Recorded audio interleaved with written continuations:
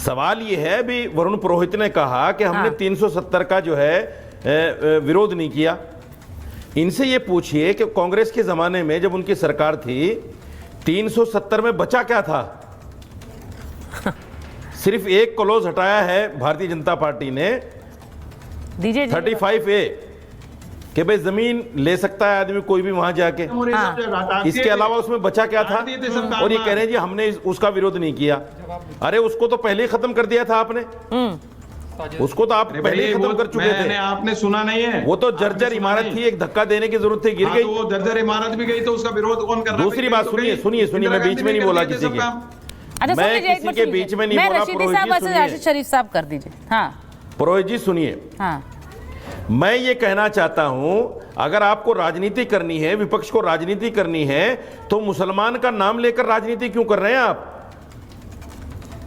दाढ़ी टोपी का नाम लेकर राजनीति क्यों कर रहे हैं आप? अरे हम देश की जो मेन मुद्दे हैं उनको क्यों नहीं उठाते? आइए सड़क पर।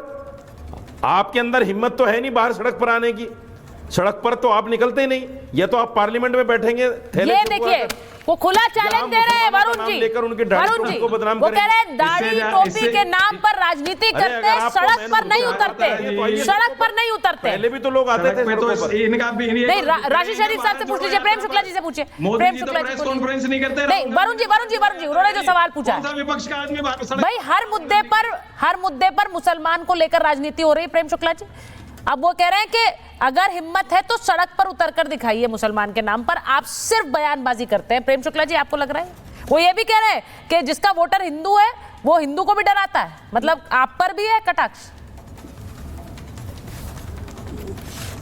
हम किसी को नहीं डराते, हम सबका साथ, सबका विकास, सबका प्रयास की बात करते हैं, हम सबका विश्वास हासिल करने की बात करते हैं।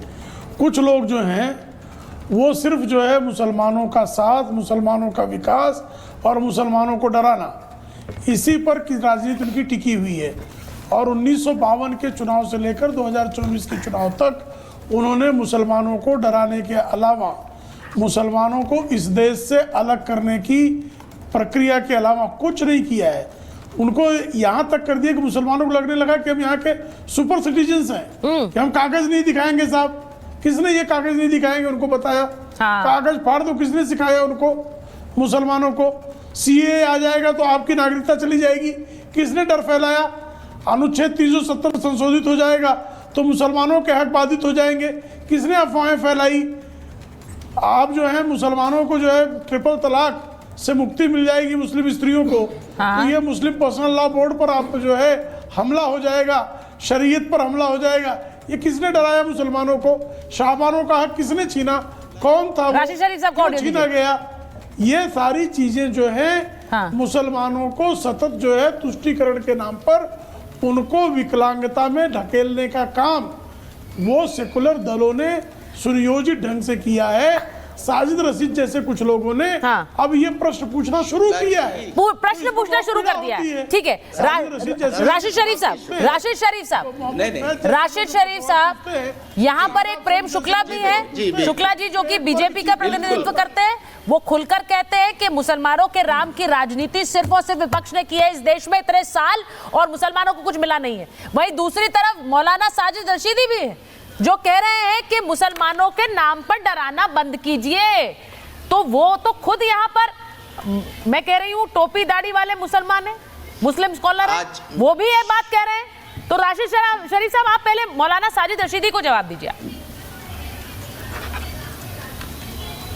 बिल्कुल सर, मैं तो शुक्ला साहब को भी जवाब देना चाह रहा हूँ कि मैं ये बताना चाह रहा हूँ कि वाकई है सो आपकी नीति बहुत अच्छी है। तो आप हिंदुओं की बात करते हुए, आप ऐसे दूसरी बात करते हुए आप डेवलपमेंट पे वोट लेके बताओ ना भाई।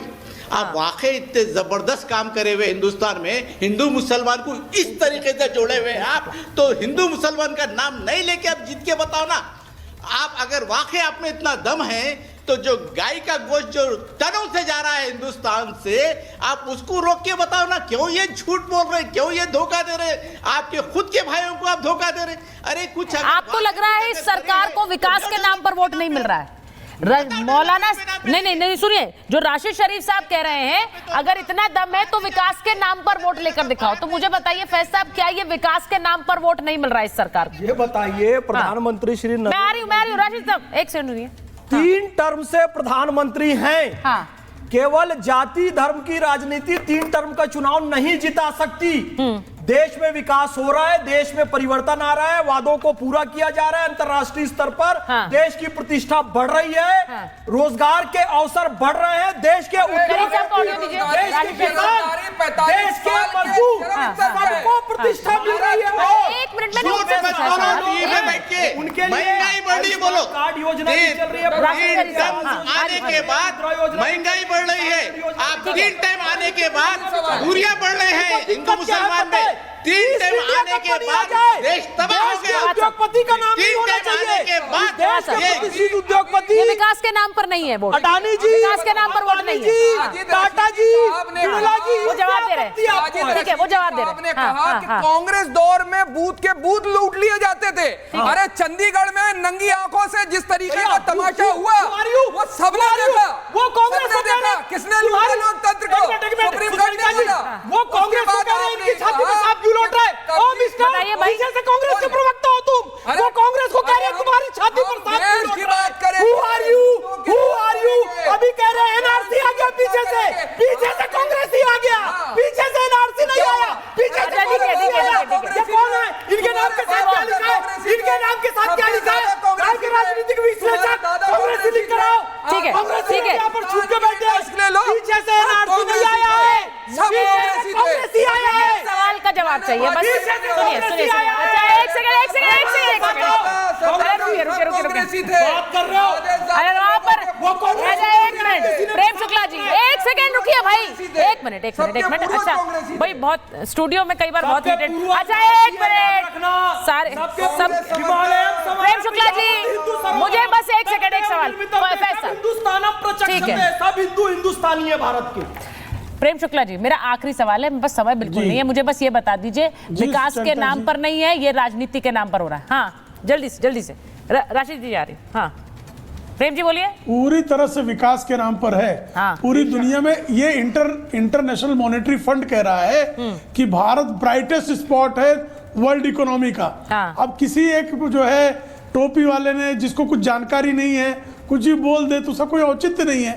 वर्ल्ड बैंक कह रहा है, IMF कह रहा है, पूरी दुनिया की क्रेडिट रेटिंग एजेंसीज कह रही है कि भारत ने 11 वर्षों में अभूतपूर्व विकास किया है। तो किसकी बात मानी जाए? देखिए मैं एक बात बिल्कुल क्लियरली जानती हूँ कि चुनाव आयोग ने अपनी मंशा साफ कर दी है। चुनाव आयोग कह रहा है कि अब बिहार के बाद बंगाल, यूपी, हर जगह ये वोटर वेरिफिकेशन ड्राइव चलेगी। इसमें सिर्फ और सिर्फ उद्देश्य ये है कि फर्जी वोटर, मृत वोटर, घुसपैठिए वोटर, इनकी पहचान हो, इन्हें अलग किया जाए वोटर लिस्ट से। इससे किसे समस्या होनी चाहिए इसके बारे में आप तय करिए।